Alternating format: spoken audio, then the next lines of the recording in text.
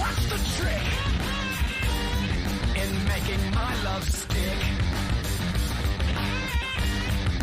What's the trick?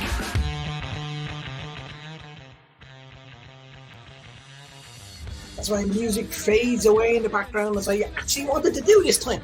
Welcome back to the Commercialisation of Sport series with me, Anthony Morrissey, the CEO and founder of AM Sports Consulting. The Sports Consultancy with a little bit of a twist. Well, this morning, it's actually this morning from my side of things. It's not this morning for the guest that I have today, and that I hope will give you a really good insight, not just into sport, but also looking into what it's like to be the head of a massive organization, a massive club, a massive team that has a history that is just dripped with players that are called rugby gold, and then looking for the development that he'll bring forward. I'm absolutely honoured to have him with me today. I really am. It's something that means a lot to me for him to have the time to come along to do it. So without further ado, I'll introduce you into it. Avan Lee, how are you doing, my good man? Hey, Anthony, how are you? I'm good, thank you. I'm good. As I said, Hurricanes rugby CEO, it must be nearly the end of your day already, while here in Sweden where I am, it's literally just the start. Yeah, it is. But no, we're currently in our off season at the moment. So it's all about commercial rights, contracting, getting ready for next season. So it's still busy. It's never stops, I would believe. It never stops. Just for yourself, going back to your own personal way you look at sport and where it all came from, where did your passion for sport first kind of originate? For me, it was when I was probably 4 or 5. I grew up in a quite a sporty family, very competitive dad, 2 brothers, and we were all very competitive. I guess for me, started playing rugby at 5. Which was awesome, playing bare feet in Whangarei, which is up north of Auckland in New Zealand. But yeah, the first team I was passionate about was Northland Rugby. So that was my province when I was, still my province, but when I was growing up, I remember them before I remember the All Blacks. So that's always been really special to me. When we played at home, I was the ball boy. When we didn't, I'd listen to it on the radio, which is probably showing my age, but those games weren't televised at that stage. But it still instilled a passion for me that, I can still remember it sitting on the table at home, listening to Northland. Like people wouldn't do that today. So yeah, pretty proud of my childhood and playing sport, and sport's always been a big part of my life. So it's great now to earn a living from sport and particularly from rugby. So, that's kind of where it all started for me back home from, where I grew up. It's really interesting. Good memories. It's really interesting when you say that, because you've just brought back a memory for me. Is my mother used to do the ironing on a Sunday, and she used to do her ironing board, and we'd all be playing outside, and we'd come back in and we'd ask her how did Cork get on, or how did Limerick get on, or whatever game was on, and she wouldn't know the names of the players per se, but she'd be able to tell you the exact score. And I have a vivid memory of being 4 or 5 running into my mother and listening to it on the radio, and she'd be telling me the scores as it went past, whether it be a hurling game, a Gaelic game, a rugby game, whatever game that would be on. It's a really important part of my childhood as well. So I fully get where you're coming from. When you were younger, was there any one player, let's say for Northland or anywhere else, that stood out more than anybody else? Was there one player that you could say, yeah, that was kind of almost my hero growing up? I think for me, the Rugby World Cup in 1987, the first World Cup, was, I guess I was 13 at that stage. So that was probably the culmination of my interest in rugby on a global scale. And John Cullen, who played on the wing for the All Blacks, he was awesome. He was tall and blonde and just a fantastic player. So I think initially for me that he would have grabbed my attention, but it's funny, well, not funny, but John Cullen has done a lot of work in New Zealand with mental health. Yep. And I sort of look at him now and think what he's done off the field is way better and more important than what he did on the field. He's been amazing. He's normalised mental health, which, is still pretty taboo. I know in Ireland it's a little bit the same. So, he was my first player that I really looked up to on a global scale. Yeah, it's a fascinating topic as well that you look at, because everyone remembers John Kerwin and remembers the try against Italy where took the kick off and ran the whole length of the field in '87. But it's his other side, and since his career is finished, it's how he's developed that side and looked into mental health. And I think from anyone looking in, fans, brands, it doesn't matter what that may be. Sometimes we expect our sports people to be perfect and to be A1 the whole time, and that's not life. That doesn't the way things are going. And it's great to see someone like Sir John Kerwin come out and make the comments he's made and show, as you said, the normality of it and looking towards that. From your perspective, actually, as a CEO of a franchise now, with something like that, has it changed your mindset when it comes to looking at players and how you see players, or even looking at your staff?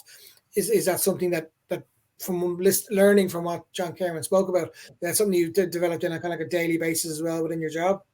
Yeah, I think well-being is massively important, and obviously employees have that, or employers have that duty of care with their employees. But in a rugby sense, our attitude is if the player is happy off the field, they'll be able to perform on the field. So it is really important. Like if a player is going through, moving house or broken up with their girlfriend, or that's going to upset their normal routine. So I guess for us, it's just to keep our eyes open for what might be going on for that player or staff member, and I guess wrap some services around them and be caring and as if it was yourself. So I personally think it's massively important. People probably think within a rugby team that those things aren't important, but I think they are, and I guess it's something that we're proud of in terms of the people we have and the service we provide to players, mainly because there's more of them, but also to staff. Yeah, it's something that's very passionate to me, and I'm delighted you mentioned both the players and the staff. Having worked at Munster Rugby for close on 11 years, I was the jinx, by the way. So Munster Rugby, the year I arrived just after they won a Magnus League, as it was called then, and I worked for 11 years, finished up in March, and then they went and won a URC 3 months later. So Philip Quinn, who's the COO, would come around and call me the jinx of Munster Rugby. Anyway, when I worked at Munster for that period of time, I always felt that it was really important that the staff members were part of that whole process, because the importance that they did off the field, and the fact that they were the people actually listening to the comments that were made by fans in the TV, in the ticket office, or whatever that may be. So there's a lot of those things. So did you included those staff things too. When it comes to moving from your kids sitting down, listening to the radio, or before the TV came along, watching rugby, to now getting your own role at what can only be described as one of the most famous rugby teams in the world. I mean, growing up, I was obsessed with Super Rugby and the likes of Christian Cullen and people like that, Tana Amaga, who could just do something special, and having a stadium like the Cape Town. How cool is it for you as just you yourself as a person to be the CEO of a franchise, that's so a wrong word, for a club that size and that historic? Yeah, it's amazing. Like, I've been here 8 years now. I will say that I have a lot of admiration for Munster. I think Munster's a great club and great history, and has had history with New Zealand rugby. So I'll say that first, because I genuinely believe Munster's a great place. But for me, it's been amazing. 8 years ago, I was actually living in Dublin, and I was offered the job at the Hurricanes. It was pretty surreal, sort of walking past TVs, seeing the Hurricanes on the TV, thinking I'm going to be the next CEO there. But it's awesome. I think the biggest thing is people, the people that you work with, the players that you work with. You do create lifelong friends. We've had some success here. We've had some challenging years. We've had some growth. We've had COVID. So I wouldn't say it's a roller coaster, but it's been some challenges, that's for sure. Winning the first title for the club in 2016 was amazing. But I think it's the people, like the senior players and the staff that you get to know, and you care about. For me, that's more important than the rugby. But rugby's what we do, and having a connected environment means that you're more likely to succeed on the field. So I feel very lucky. I still pinch myself. Some people still react and say, "Are you the CEO of the Hurricanes?" And I'm, sort of I'm like, yeah, I have been for ages, but I still remember what it felt like when I was offered the job and told my mum, dad, and my wife, and it's pretty special, and I feel very lucky and blessed to have had 16 years working in pro rugby, but 8 as the CEO of Hurricanes has been pretty special. Yeah, it's again, you're bringing back memories for me. I remember when I first got the job at Munster Rugby, I was living in London. I remember ringing my mother and said, I've got an interview for Munster Rugby. And I didn't go any further than what actually the job was. You would just take it, whatever it is, whatever money they offer you, whatever job it is, just take the job. So I was under severe pressure no matter what. Luckily, I didn't tell the late Gareth Fitzgerald that my mother said that, because he would have probably offered me a little less than I got. But I remember that. I remember the joy of even driving around Limerick and kind of people saying, oh, you work for Munster, don't you? I recognise you. You work in hospitality or whatever it is.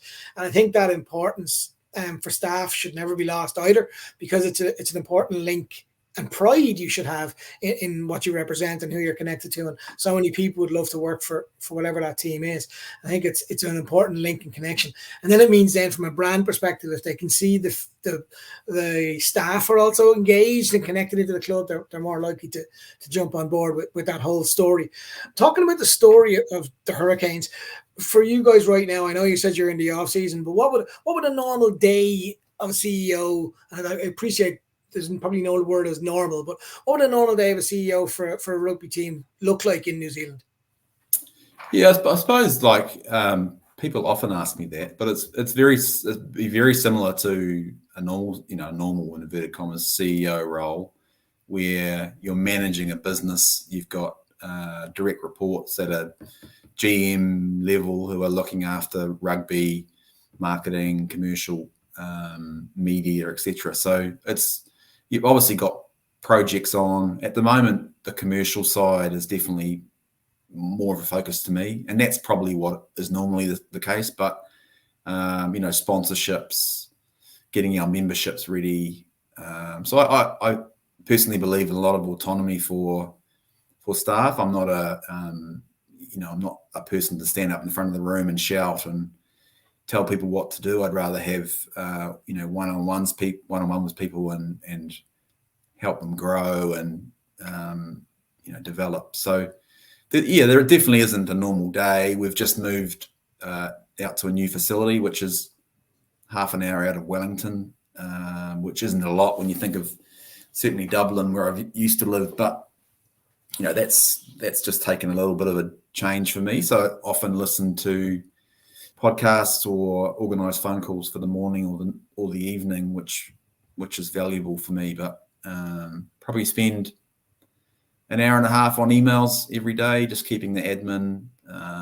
You might have three or 4 hours of meetings on those topics. But yeah, it's. I don't think it's any different to what somebody else might be doing if they're, owner of a plumbing store or what have you.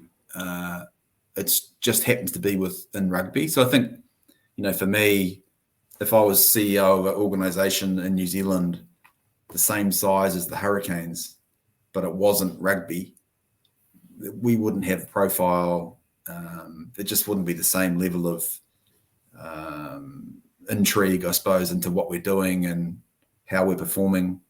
But because it's a well-known rugby organisation in New Zealand, it has much more focus on it, which has got some positives, but it's also got some negatives. When you say you're moving now, kind of looking in the commercial side and seeing more about the commercial end now while the season is where it is. When you're looking for a brand, or when your commercial director is looking for a brand to get involved, what's the kind of criteria that Hurricanes would have for a brand to get involved with the club? Is there a specific kind of, not just type of brand, I'm not just saying an area like a car brand, and I'm just talking about the type of brand you're looking for to connect in. Is it important that they kind of have the same values as what you guys have and the same kind of thought process around a lot of their core values? Or is it more a case of you looking for a higher end name, or what's the process you would go through from a commercial side? Yeah, the values are important, and I think you're obviously always looking to maximize revenue, but sometimes that might not be the right fit for the organisation, either the category or the company. But yeah, values are really important, and alignment in terms of what that company is trying to do. So if it's a new brand or a company that's launching a new product or wants to get global exposure, then there's naturally some fit with what we do if they're trying to target the people that watch our games or attend our games. So that's the most important thing. And then you obviously talk about what are the rights that we want to open up for that company, and what does the company want to look at. So it's a bit of a dance, really. You just have a conversation, and then it gets more interesting, and you start talking about money. But yeah, you definitely want to have sponsors that are reputable,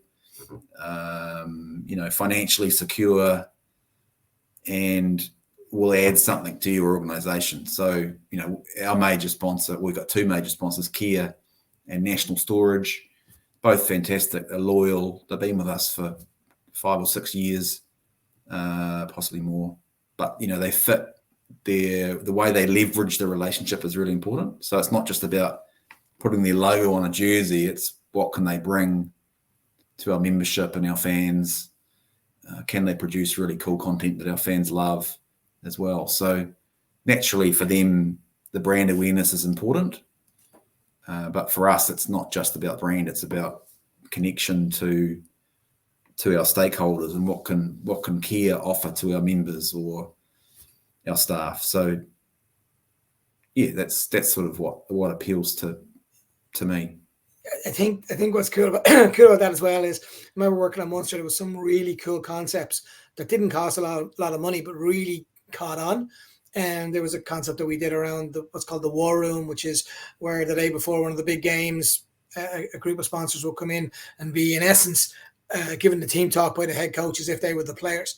We took the phones off them. We made a big deal about bringing them into the room, and you brought them to hospitality for the next game. And the head coach might have said we were going to box kick on 11, for example, or we're going to go down the blind side on a line out. And suddenly the sponsors, customers were like, "Oh my God, this is amazing. We're on the inside and we know more than our friends do." And I think engagement when it comes to activation, when it comes to sponsorships are vitally important. Would there be anything over the 8 years at Hurricanes, or even outside of Hurricanes, somewhere else you've seen that made you sit back and go, that was really smart from an activation perspective? That was really cool. Was there anything that you can think of straight off the top of the head? Yeah, I think there's a couple of things. One that comes to mind, KFC, the fried chicken company. They're a big sponsor of rugby in New Zealand and Super Rugby, but just the way they've leveraged it in terms of, I guess, knowing their audience. And having giveaways for fans. They've created a sort of like a mini corporate box in the stand or on the ground with cool music, cool food. Obviously, it's just what does it bring for the fans is the most important thing for me. What are they adding to the event on top of the financial commitment they've made to be a sponsor? I mean, there's a lot of different theories around it, but one of the most common is if you spend $1 on sponsorship, you should spend $2 on leverage. And I think there's a lot of companies that don't do that. They spend, a significant amount of money on a sponsorship, but they max out that spend, so they've got no money left for leverage, which I think not defeats the purpose, but it's a different mix. Yeah, it's an interesting one around that as well, the kind of how you activate it and the importance of brands. I 100% agree. The worst case scenario for the club is if a brand gives you the money, sits back, and then comes back to you in 12 months' time and say, that didn't work for me, without actually looking at how they actually benefited from it. And on the flip side, some brands will look at clubs and go, we gave them their money, but they didn't really look at us because we're third tier or fourth tier. And it's a disconnect between the two. I think the importance is that level and that connection between both. In Ireland, when I worked at Munster, there was a massive importance on the Irish national team on the field, but also make sure that the uniqueness about Munster rugby stayed there.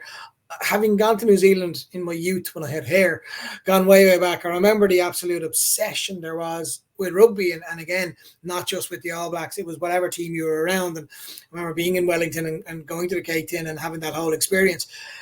That, I'm assuming, is still there very much, that New Zealand still has pride and passion of the All Blacks, obviously, but that the importance of the province or the club is very much connected to your rural roots and connected into your roots.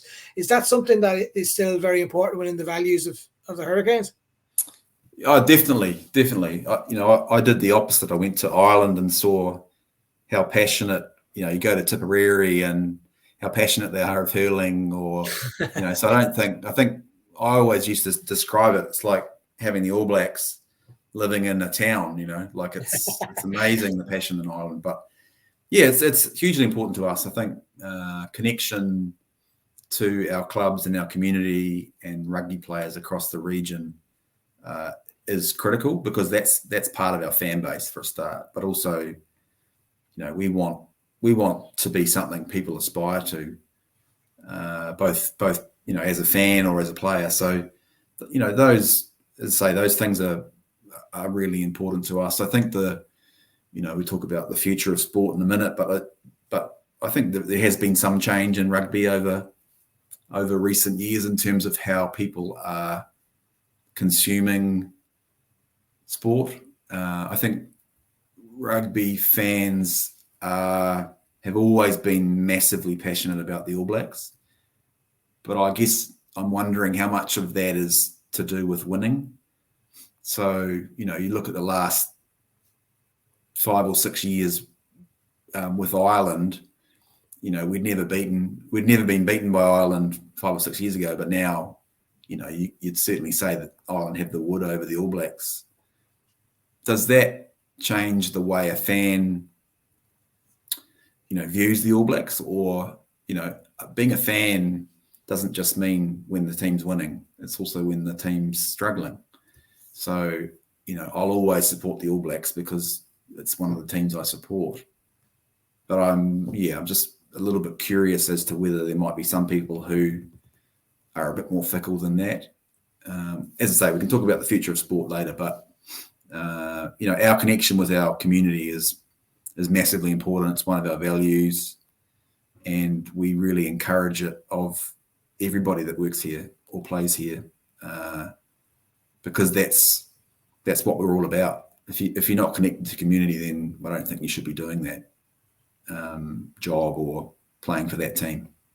Yeah, it's something that I agree completely with you around the fan element to it, and I think I always say, when at Munster we went through very, very, very, very tough times, very, very hard times, where our biggest rivals were winning everything, and suddenly there was a lot of pressure on everybody involved, and you always got the feeling that there was a core support behind that, and those fans would follow you no matter what, and you became very loyal to those individual fans, and whether that be a hospitality client in particular, or whether that be a brand that would be connected to it as a sponsor, or whether that's down to just a normal punter that walks through the door. You started recognizing people, and I think it solidified the group as a connection.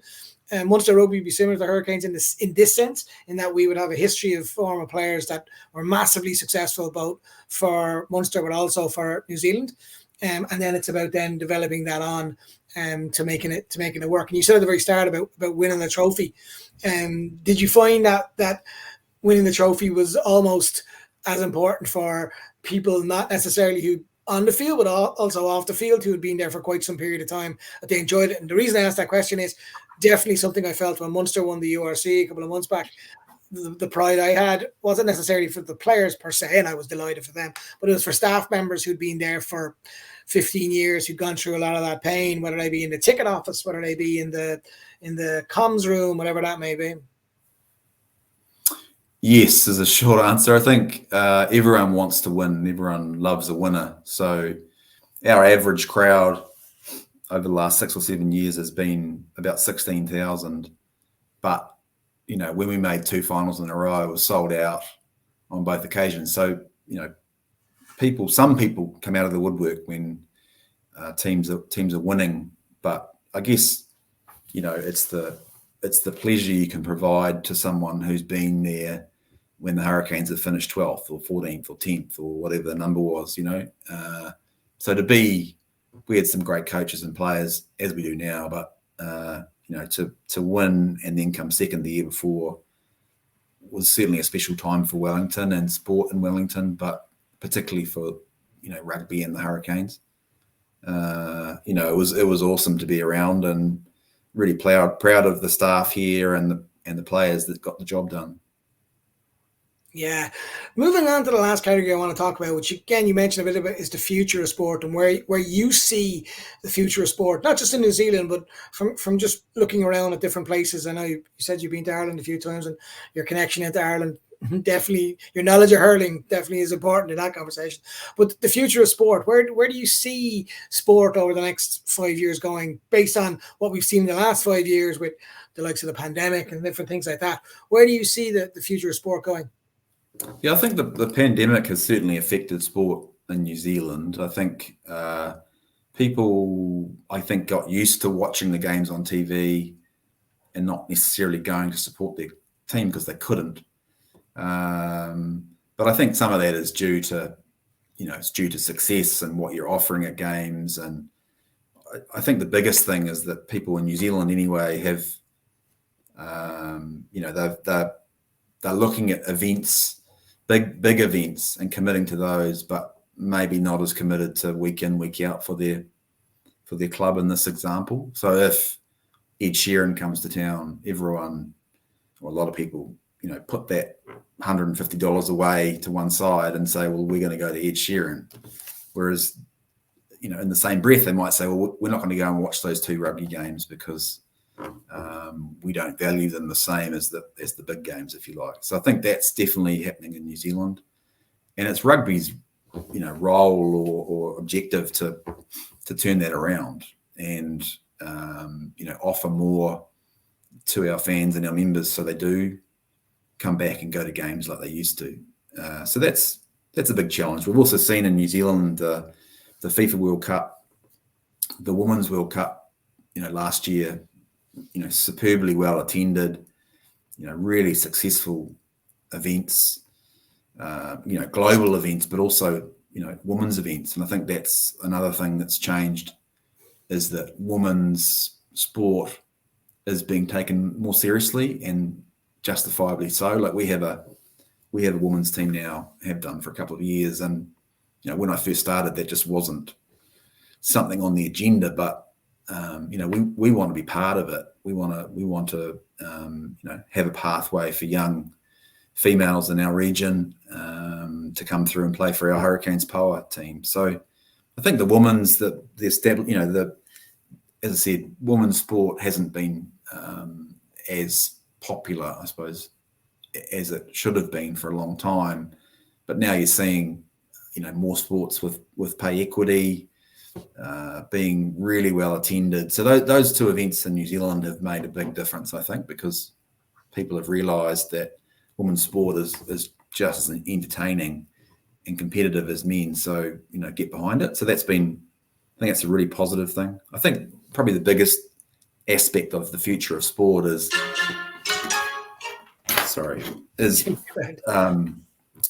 what happens with data and technology. Yeah. How does that affect fan engagement? Virtual reality, AI.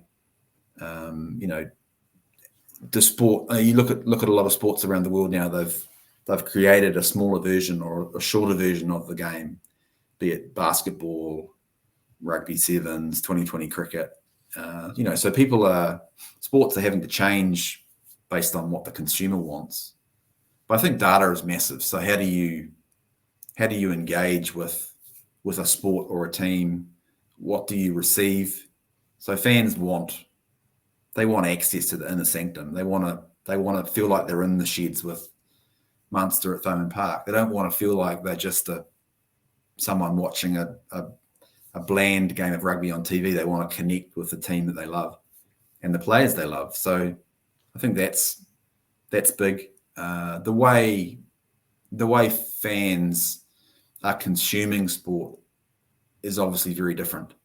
So, traditional option of watching it on TV at home, is still obviously popular, but there's so many other ways to consume sport. Like the Australia-Wales game this morning, I got to work before kickoff and just had it on my phone beside me while I was chipping away at work. So there's just different, there's lots of different ways that the second screen, I guess, evolution. So you're watching a game at the stadium, but you've got your, phone or your tablet, and you're watching replays or you're seeing data come through. Those are all things that are happening. I think America leads the way when it comes to the use of data and technology. And when someone comes to a rugby game, they've got certain things at home. They can ring Uber Eats and get a meal delivered. So when they're sitting in the stadium, they're thinking, well, why can't I get that done here? So as I say, America's leading the way, but it's just trying to engage more fans with a better service, really.